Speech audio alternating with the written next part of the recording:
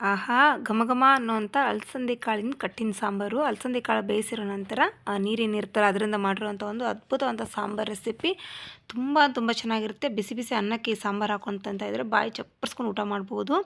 ಮೊದಲಿಗೆ ನಮಸ್ಕಾರ ಎಲ್ರಿಗೂ. Welcome to lunch box. ನಿಮ್ಮೆಲ್ಲರ ಜೀವನದಲ್ಲಿ ಭಗವಂತ ಸುಖ ಶಾಂತಿ ನೆಮ್ಮದಿ ಇಟ್ಟು ಕಾಪಾಡಲಿ ಅಂತ ಕೇಳ್ಕೊಳ್ತಾ ಬನ್ನಿ. ಇವತ್ತು ಈ ಕಾಳುಗಳನ್ನು ಬೇಯಿಸಿದಾಗ ಅದರಲ್ಲಿ ಸಿಗುತ್ತಲ್ಲ, ಕಾಳು ಬೇಯಿಸಿರೋ ನೀರಿರುತ್ತಲ್ಲ, ಕಟ್ ಅಂತೀವಲ್ಲ, ಅದರಿಂದ ಒಂದು ಟ್ರೆಡಿಷ್ನಲ್ ಸ್ಟೈಲಲ್ಲಿ ಹೇಗೆ ನಾವು ಸಾಂಬಾರನ್ನ ಮಾಡ್ಕೊಳ್ಳೋ ನೋಡ್ಕೊಂಬರೋಣ. ಮೊದಲಿಗೆ ಒಂದು ಪಾತ್ರೆನ ಬಿಸಿಗೆ ಇಟ್ಕೊಂಡು, ನಿಮ್ಗೆ ಎಷ್ಟು ಬೇಕೋ ಅಷ್ಟು ನೋಡ್ಕೊಂಡು ಎಣ್ಣೆ ಹಾಕೊಳ್ಳಿ. ನಾನು ಒಂದು 2 ಟೇಬಲ್ ಸ್ಪೂನ್ ಎಣ್ಣೆ ಹಾಕ್ಕೊಂಡಿದ್ದೀನಿ. ಅದಕ್ಕಿಂತ ಜೀರಿಗೆ ಸಾಸಿವೆ ಹಾಕ್ಕೊಂಡು ಅದು ಚೆನ್ನಾಗಿ ಸಿಡೀಲಿ. ಅದು ಸಿಡಿದ ನಂತರ ಒಂದು 8ರಿಂದ 10 ಎಸಳು ಬೆಳ್ಳುಳ್ಳಿನ ಕುಟ್ಟಿಟ್ಕೊಂಡಿರ್ತ ಬೆಳ್ಳುಳ್ಳಿನ ಹಾಕ್ತಾಯಿದ್ದೀನಿ.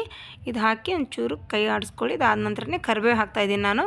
ಇದನ್ನು ಹಾಕಿ ಸ್ವಲ್ಪ ಚೆನ್ನಾಗಿ ಕರಿಬೇವು ಮತ್ತು ಬೆಳ್ಳುಳ್ಳಿ ಎಣ್ಣೆಯಲ್ಲಿ ಚೆನ್ನಾಗಿ ಫ್ರೈ ಆಗಲಿ. ಅದು ಬೆಳ್ಳುಳ್ಳಿ ಬಣ್ಣ ಚೂರು ಬದಲಾಗಬೇಕು. ಅದಾದ ನಂತರ ನಿಮ್ಮ ರುಚಿಗೆ ತಕ್ಕಷ್ಟು ಎಷ್ಟು ಬೇಕೋ ಅಷ್ಟು ಖಾರ ಹಾಕ್ಕೊಳ್ಳಿ. 1 ಟೇಬಲ್ ಸ್ಪೂನಷ್ಟು ನಾನು ಖಾರದ ಪುಡಿನ ಹಾಕ್ತಾಯಿದ್ದೀನಿ.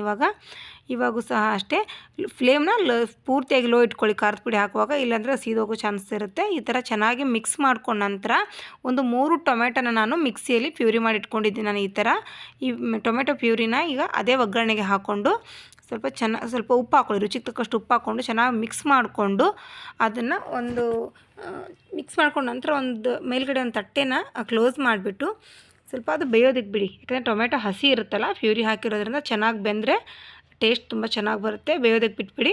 2ರಿಂದ 3 ನಿಮಿಷ ಬೇಯಿಸಿದ್ರೆ ಸಾಕು. ಟೊಮೆಟೊ ಬೇಗನೆ ಬೆಂದ್ಬಿಡುತ್ತೆ. ಇವಾಗ ಸ್ವಲ್ಪ ಅರಿಶಿನ ಪುಡಿ ಹಾಕ್ಕೊಂಡು ಮತ್ತು ಒಂದು ಮಿಕ್ಸ್ ಕೊಟ್ಬಿಟ್ಟು ಚೆನ್ನಾಗಿ, ಇವಾಗ ಮೊದಲೇ ಏನು ಬೇಯಿಸಿ ಇಟ್ಕೊಂಡಿರೋಂಥ ಕಾಳನ್ನು ಬೇಯಿಸಿ ಇಟ್ಕೊಂಡಿರ್ತ ನೀರಿದೆಯಲ್ಲ, ಅದು ಕಟ್ಟಿದೆಯಲ್ಲ, ಅದನ್ನು ಇವಾಗ ಅದರಲ್ಲಿ ಸ್ವಲ್ಪ ಕಾಳುಗಳನ್ನು ಬಿಡಿ. ಪೂರ್ತಿ ಬರೀ ನೀರಲ್ಲೇ ಮಾಡಬೇಡಿ. ಒಂಚೂರು ಕಾಳನ್ನು ಬಿಟ್ಟಾಗ ಅದನ್ನು ನಾವು ಕೊನೆಯಲ್ಲಿ ಸ್ವಲ್ಪ ಆಮೇಲೆ ಸಾಂಬಾರು ಮಾಡುವಾಗ ಗ್ರೈಂಡ್ ಮಾಡಿ ಹಾಕೊಳ್ಳೋದ್ರಿಂದ ಸಾಂಬಾರ್ದು ಕನ್ಸಿಸ್ಟೆನ್ಸಿ ಸ್ವಲ್ಪ ಗಾಢವಾಗಿ ಬರುತ್ತೆ. ಇವ್ರನ್ನ ಮೇಲಿನ ಕಟ್ ಮಾತ್ರ ನಾನು ಹಾಕ್ತಿದ್ದೀನಿ. ಇವಾಗ ಪೂರ್ತಿ ಕಟ್ ಹಾಕಿದ ನಂತರ ಕೊನೆಯಲ್ಲಿ ಏನು ಕಾಳು ಉಳ್ಕೊಳುತ್ತಲ್ಲ, ಇದನ್ನು ಒಂದು ಸತಿ ಮಿಕ್ಸಿಯಲ್ಲಿ ಸ್ವಲ್ಪ ತರ್ತರಾಗಿ ಪಲ್ಸ್ ಮಾಡ್ಕೊಳ್ಳಿ. ಈ ಥರ ಮಾಡಿಕೊಂಡು ಇದನ್ನು ಸಹ ನಾನಿವಾಗ ಸಾಂಬಾರಿಗೆ ಆ್ಯಡ್ ಮಾಡ್ಕೊತಾ ಇದ್ದೀನಿ. ಈ ಥರ ಕಾಳನ್ನು ಸ್ವಲ್ಪ ಮಿಕ್ಸಿ ಮಾಡಿ ಹಾಕೋದ್ರಿಂದ ಸಾಂಬಾರು ಕನ್ಸಿಸ್ಟೆನ್ಸಿ ಚೆನ್ನಾಗಿ ಬರುತ್ತೆ, ತುಂಬ ನೀರಾಗಿರೋದಿಲ್ಲ. ಇವಾಗ ನಿಮ್ಗೆ ಎಷ್ಟು ಬೇಕೋ ಅಷ್ಟು ಸಾಂಬಾರಿಗೆ ನೀರು ಮಿಕ್ಸ್ ಮಾಡಿಕೊಂಡು ಇವಾಗ ಚೆನ್ನಾಗಿ ಅದು ಬೇಯೋದಕ್ಕೆ ಬಿಟ್ಬಿಡಿ. ಚೆನ್ನಾಗಿ ಒಂದು ಕುದಿ ಬರಲಿ. ಅದು ಮೇಲ್ಗಡೆ ಒಂದು ತಟ್ಟೆನ ಕ್ಲೋಸ್ ಮಾಡಿಬಿಟ್ಟು ಒಂದು 5 ನಿಮಿಷ ಬೆಂದರೆ ಸಾಕು. ತುಂಬ ಚೆನ್ನಾಗಿ ಬಂದುಬಿಡುತ್ತೆ ಅದು ಟೇಸ್ಟು, ಅಥವಾ ಟೊಮೆಟೊ ಹುಳಿಗಳು ಚೆನ್ನಾಗಿ ಹಿಡ್ಕೊಳ್ಳುತ್ತೆ ಸಾಂಬಾರು.